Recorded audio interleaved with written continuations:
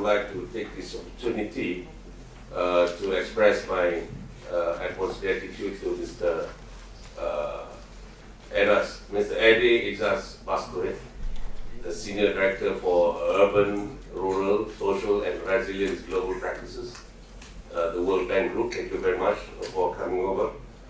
And I am excited to be part and parcel of this important session of the World Urban Forum 9, entitled Financing and Implementing Sustainable Cities. Ladies and gentlemen, we give due recognition to representative from the United Nations Development Organization, UNIDO, and MITE. One big round of applause for all these people who have been very instrumental in making this event a reality. Distinguished, so ladies and gentlemen, I am very excited to be part of this important session at the WUF9 event entitled again, Financing and Implementing the Sustainable Cities. I would like to deliver my utmost appreciation and utmost gratitude to the World Bank for inviting me to this session. And again, congratulations on the launching of the new Urban Sustainability Framework of USF. Congratulations. Ladies and gentlemen, the USF document is highly important to a city like Melaka, in providing strategic guidance to further enriching our future sustainability. I would like to introduce Melaka.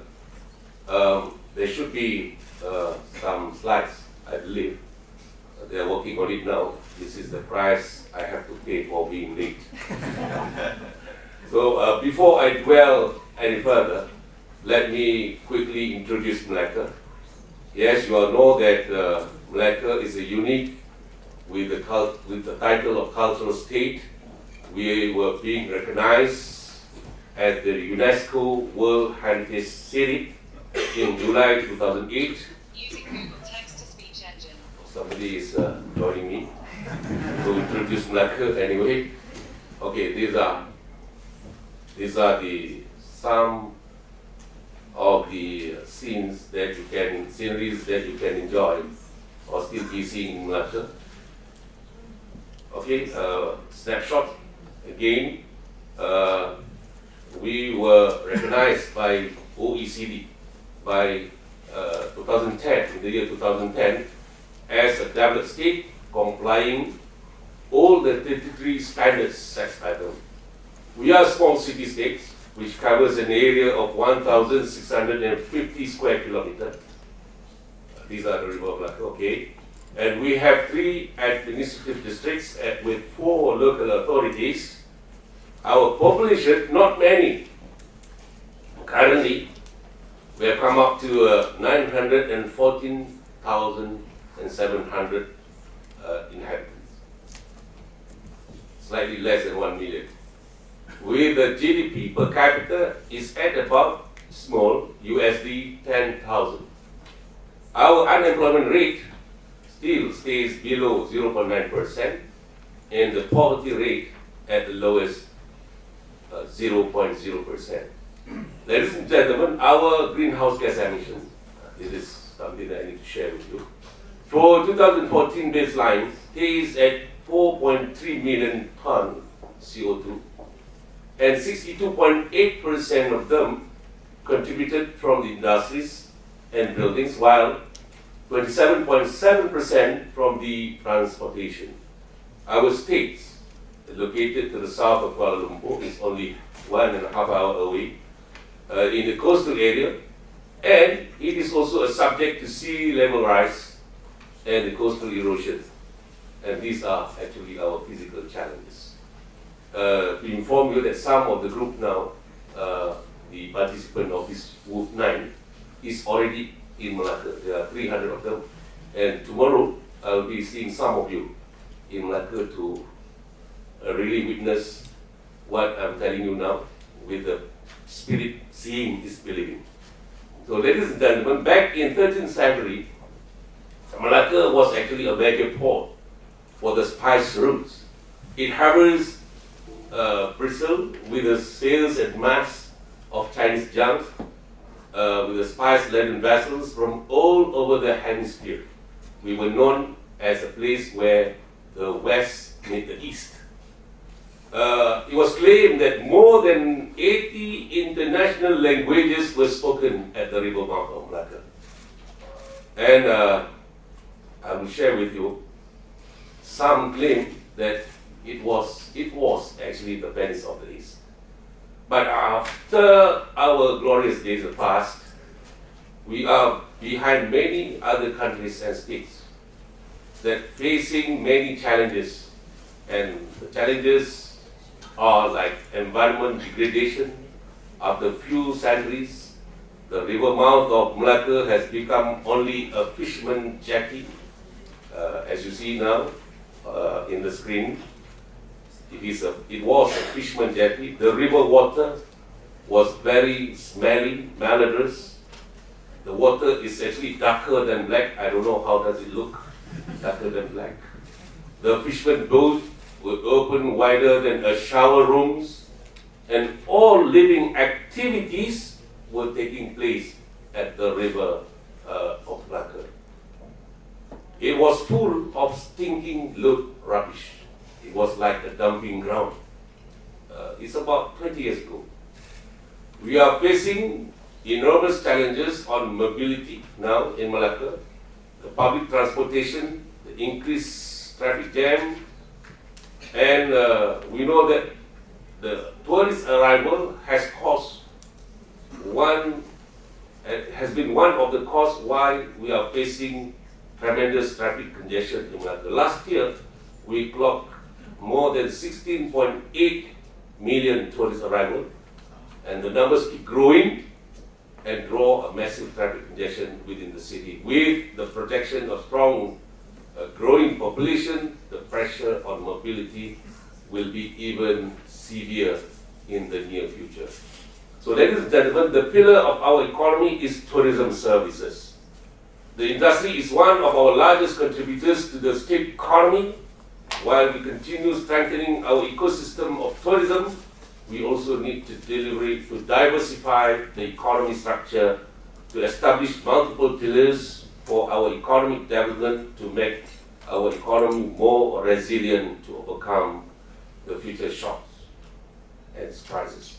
So ladies and gentlemen, our ambition.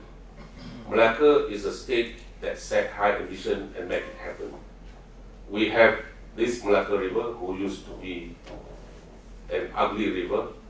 For the past 2 decades, the Melaka River has been rehabilitated and transformed tremendously. Melaka was declared, as I mentioned earlier on, as a UNESCO World Heritage Site in the year 2008. We have turned the once lifeless river into one of the most successful tourist destinations in the world now. We turn the problems to opportunity. We turn the ugly cocoon into a beautiful butterfly. This is the river now. Transforming the Melaka River was considered as our past achievement.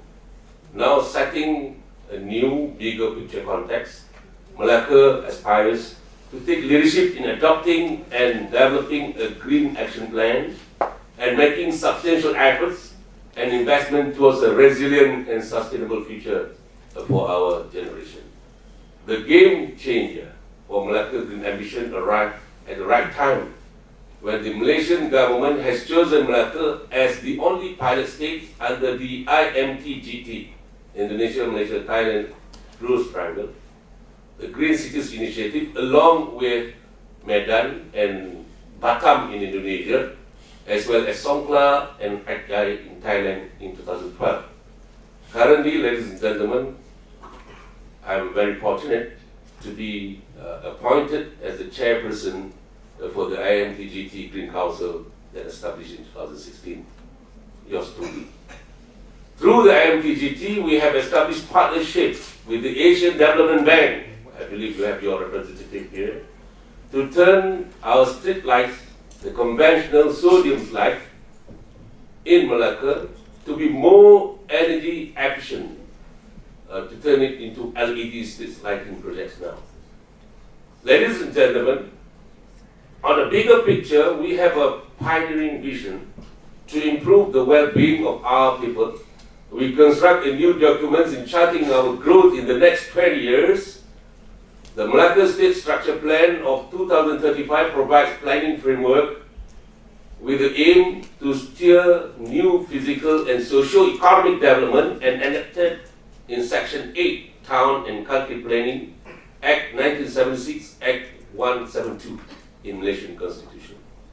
We have embarked with the promise to be a green, inclusive, and resilient city-state with Melaka's very own identity. There are four pillars in our development goals, namely resilient economic growth, Melaka as green city, harmony and inclusiveness, and preservation of Melaka's unique identity, the core to our strategies. This is where it gets more interesting and more complex. The fundamental of our strategy mainly depends on how we optimize our limited resources. A small state with limited resources, but with big and huge ambition. Maintaining sustainability, creating low carbon economy, providing welfare for all, combating crime and unemployment, increasing income and improving delivery and services to the people of Melaka.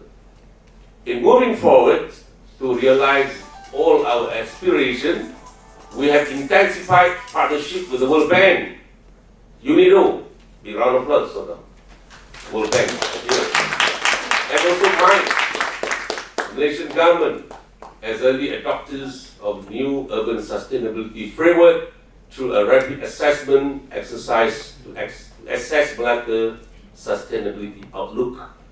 This effort, which started in 2017, is currently in progress and expected to complete by May 2018. These USF documents adopt specific methodology and assessment approaches developed by the World Bank team. Thank you very much. This rapid assessment also exercise on Melaka covers several strategic areas, namely, I'll be very quick, economic competitiveness, integrated urban planning and land use, urban transport and connectivity, social inclusiveness, resilient environment and resource efficiency, Melaka's identity and quality of life, data capacity for integrated planning, and definitely not least, fiscal sustainability.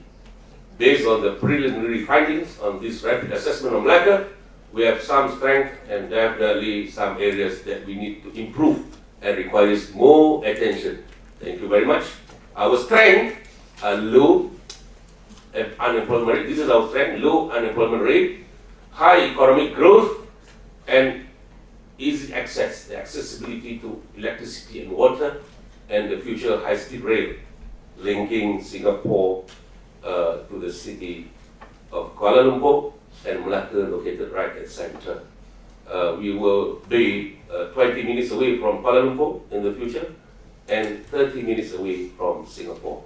And you can see, you can project that, yeah, one day you work in Kuala Lumpur, live in Melaka, or you can be working in Singapore, live in Melaka, or you can live to work in Singapore, live in Melaka. So we don't need to use much handphone at that time. So ladies and gentlemen, however, there are key areas that we need to urgently address. The high number of visitors to Melaka has posed a traffic congestion and transportation challenges to us. This has led to the annual increase of the greenhouse gas emission tremendously.